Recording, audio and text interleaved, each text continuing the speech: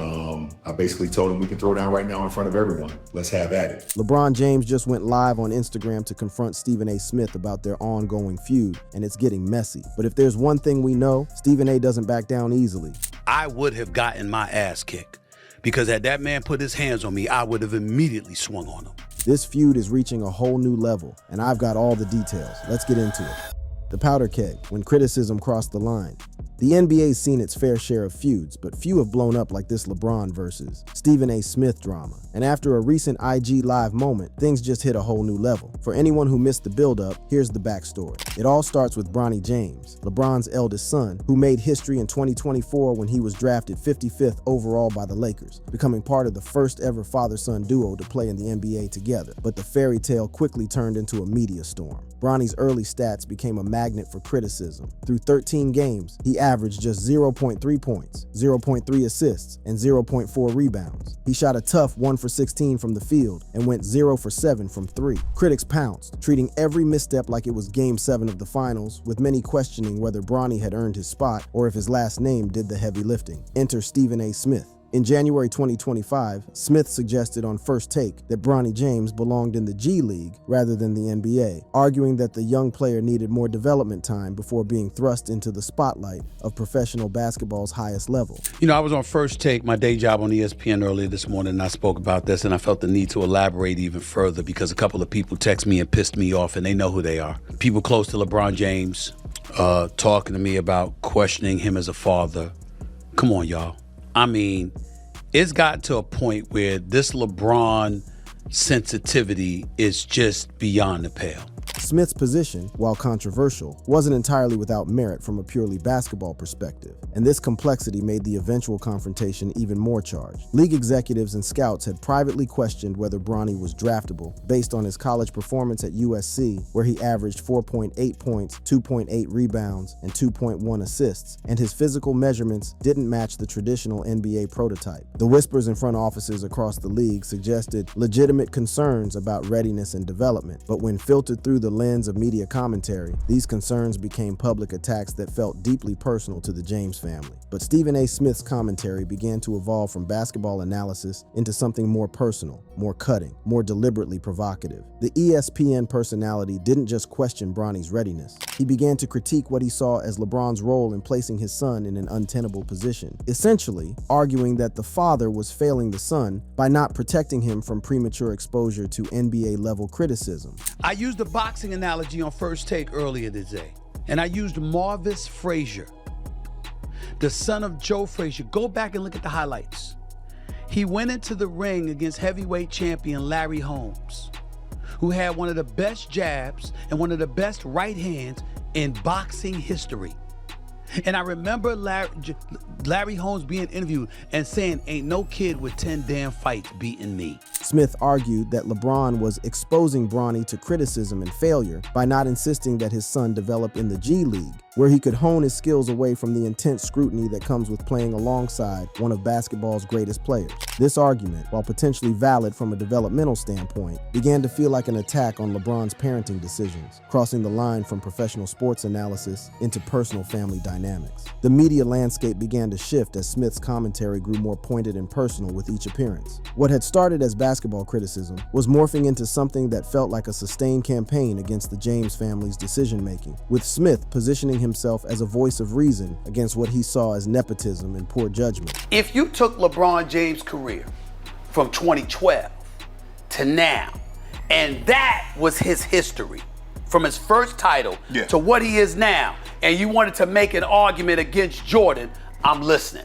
The problem is we don't get to ignore those first 7 or 8 years where there were a couple of occasions where one, he was accused of quitting, and I don't believe that, by the way. The timing of this escalating criticism couldn't have been worse for the James family. The catalyst moment came during a Lakers game against the Philadelphia 76ers on January 28, 2025, where Bronny played his most minutes in an NBA game but was held scoreless in 15 minutes while struggling to guard Sixers star Tyrese Maxey. This performance became the focal point for Smith's most pointed criticism criticism yet, as he questioned not just Bronny's readiness, but LeBron's judgment as a father and his understanding of what was best for his son's development. The public sentiment on social media reflected this growing divide, with the basketball community split between those who saw legitimate criticism and those who viewed the attacks as excessive and unfair. The harsh reality was that every missed shot, every turnover, every moment of struggle was being magnified and dissected, not just as the growing pains of a young player, but as evidence of undeserved opportunity, nepotism, and poor family decision-making. The stage was set for confrontation, with all the elements of a perfect storm converging. On one side stood Stephen A. Smith, the media provocateur who had built his career on fearless commentary and refusing to back down from controversial positions, a man who saw himself as speaking truth to power regardless of the personal cost. On the other side was LeBron James, the protective father who had reached the pinnacle of his sport but now found himself watching his son face criticism that felt deeply personal, unfair, and premature. But it would turn out that LeBron and Smith would soon meet eye to eye, and that is when the powder keg would explode. The explosion.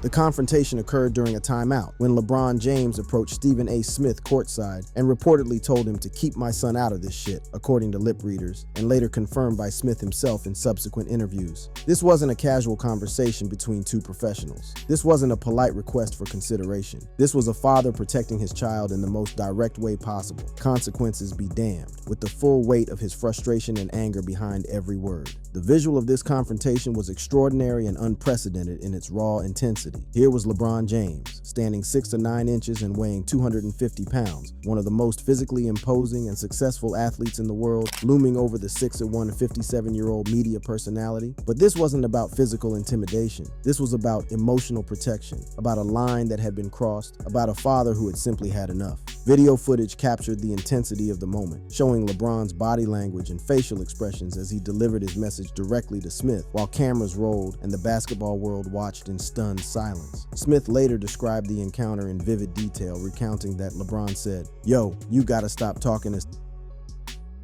about my son. You gotta stop with my son. That's my son. That's my son." But Stephen did say he was ready to defend his honor. The day after the confrontation on March 7th, 2025, Smith addressed the incident on First Take, describing it as unexpected but expressing empathy, noting, "That wasn't a basketball player confronting me, that was a parent." This initial response showed a more measured and understanding side of Smith, acknowledging the emotional context that drove LeBron's actions while maintaining that his original criticism was about basketball readiness, not personal attacks. For a brief moment, it seemed like the situation might de-escalate, with both parties finding common ground in the complexity of the situation. But Smith's measured response didn't last long, and this restraint would prove to be temporary at best. The confrontation had clearly struck a nerve deeper than anyone realized, and as the days passed, his commentary became increasingly aggressive, personal, and inflammatory. The professional facade was cracking, revealing the personal impact that LeBron's direct confrontation had made on the ESPN personality. On March 11th, 2025, during an appearance on Gilbert Arenas' Gil's Arena podcast, Smith escalated his stance dramatically, calling LeBron's approach weak and bullshit. This marked a significant turning point in the feud, as Smith moved from acknowledging LeBron's parental perspective to attacking his character, his methods, and his approach to the situation. The gloves were officially off, and what had been a professional disagreement was now becoming deeply personal. The most inflammatory and memorable moment came when Smith made a claim that would define the rest of their feud and expose him to widespread ridicule. He stated that he would have immediately swung if LeBron had touched him during their confrontation, though he acknowledged no physical contact had occurred. You want this to be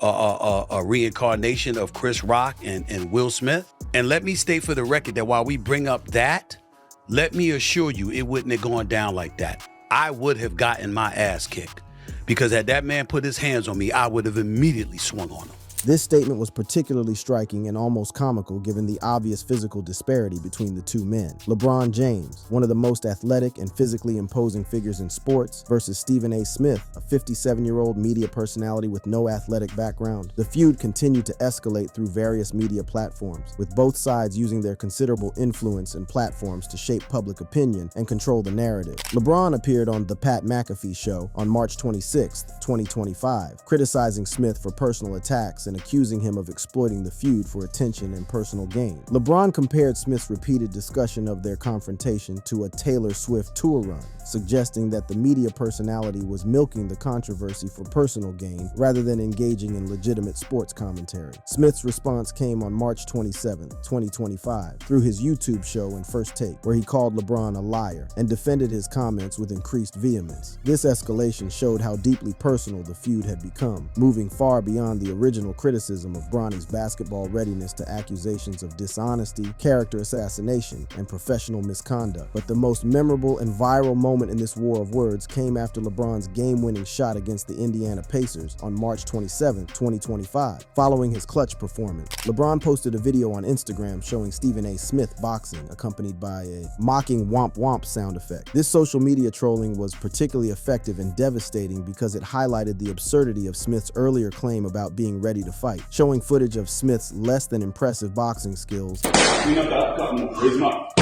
Yeah, make it more free.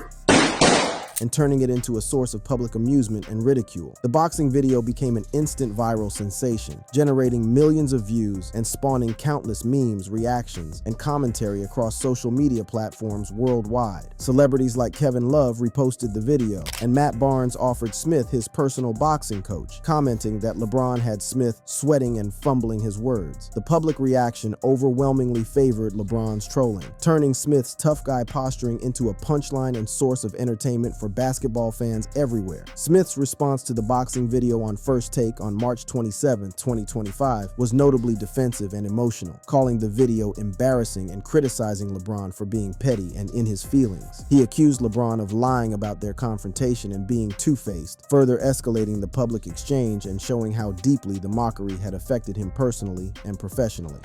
The aftermath. The immediate aftermath of their feud coincided with one of the most challenging and emotionally difficult periods in LeBron's recent career, adding professional disappointment to the personal stress of defending his family in the public arena. The Los Angeles Lakers were eliminated from the 2025 NBA playoffs by the Minnesota Timberwolves in the first round, ending with a 4-1 series loss on April 30th, 2025. This elimination marked the second consecutive year the Lakers had failed to advance beyond the first round, adding professional disappointment to the personal stress of the Smith feud and raising questions about the team's direction and LeBron's future. In the decisive Game 5, LeBron played despite a swollen left leg from an injury, recording 22 points, 7 rebounds, and 6 assists in the 103-96 loss. His performance, while solid under the circumstances, wasn't enough to overcome the Timberwolves' superior team play and execution. Following this elimination, LeBron expressed unprecedented uncertainty about his NBA future, a statement that shocked the basketball world and raised immediate questions about whether the personal toll of constant family scrutiny was influencing his professional decisions. I don't know. I don't have an answer to that. Something I'll sit down with my family, my wife, and my support group and kind of just talk through it and see what happens, LeBron said in his post-game interview, his voice carrying a weariness that seemed to extend beyond just the disappointment of playoff elimination. The timing of this uncertainty was particularly significant given the ongoing media scrutiny surrounding his family, and many observers noted that his emphasis on family discussion suggested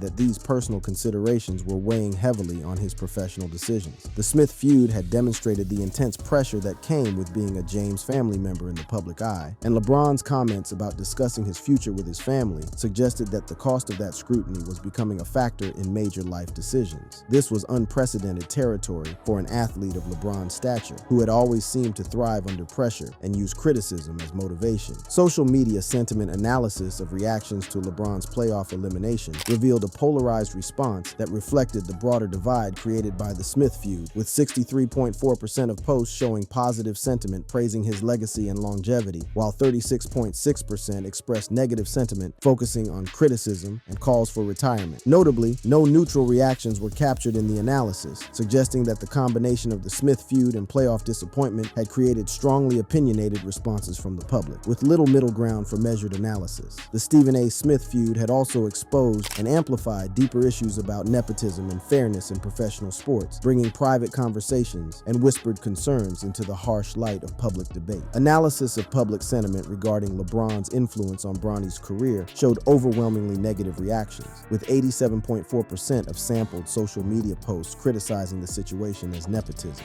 This stark criticism revealed how the feud had amplified existing concerns about whether Bronny truly deserved his NBA opportunity, turning what might have been private skepticism into public condemnation. Media coverage from outlets like ESPN highlighted ongoing concerns about Bronny's readiness, with league insiders suggesting he was drafted due to LeBron's influence rather than skill. The Smith feud had brought these whispered concerns into the open, forcing a public reckoning with questions about merit, privilege, and opportunity in professional sports that extended far beyond just this one family situation. Listen, LeBron, listen, I got this man. The game was started in 1947. I got LeBron James, the thousands of players that have played in the NBA. I got him number 2 all time. Yeah.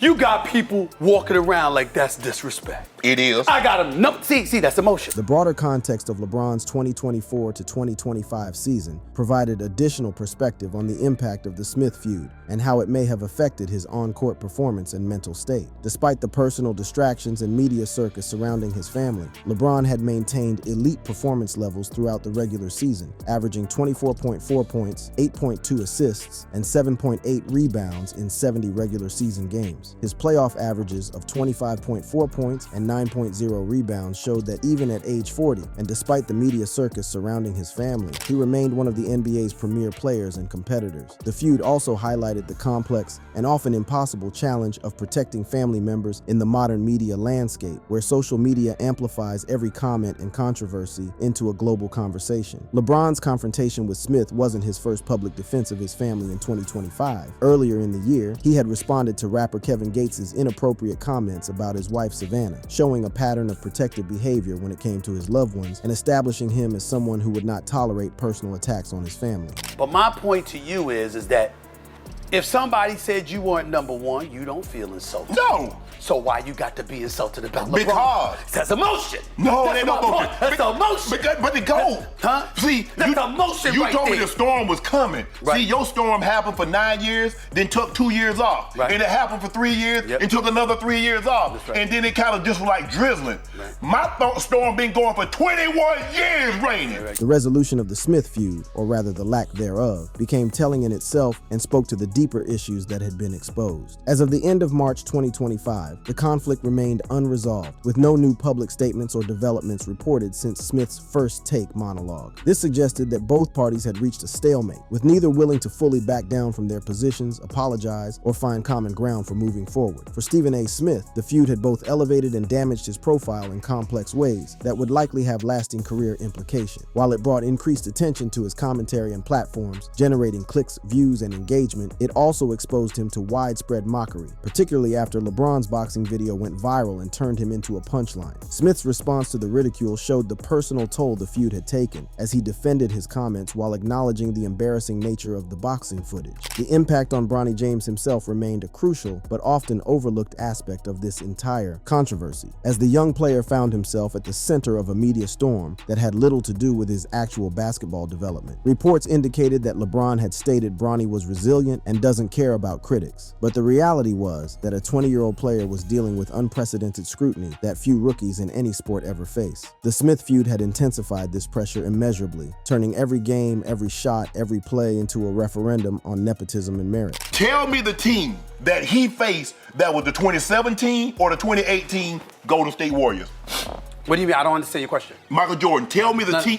You talking about Michael Jordan? I want you to tell me the team that Michael Jordan faced that was the equivalent of the 17 and 18. No one. The broader implications for sports media were significant and far-reaching, with the incident highlighting fundamental tensions between traditional journalism and modern athlete empowerment that would influence coverage decisions for years to come. The feud raised important questions about the boundaries of criticism, particularly when it comes to family members who are public figures in their own right, and the responsibility of media personalities to consider the human cost of of their commentary beyond just generating engagement and controversy. Industry analysts and media experts noted that the Smith-James feud represented a watershed moment in athlete-media relations, fundamentally changing how both sides approached their interactions. The incident demonstrated that modern athletes, particularly those with LeBron's platform, influence, and resources, would no longer simply accept criticism without response, pushback, or retaliation. This shift towards direct engagement and public confrontation was reshaping how sports media approached their coverage of high-profile figures and their families. The feud also revealed the complex intersection of professional sports, family dynamics, and public scrutiny in the social media age,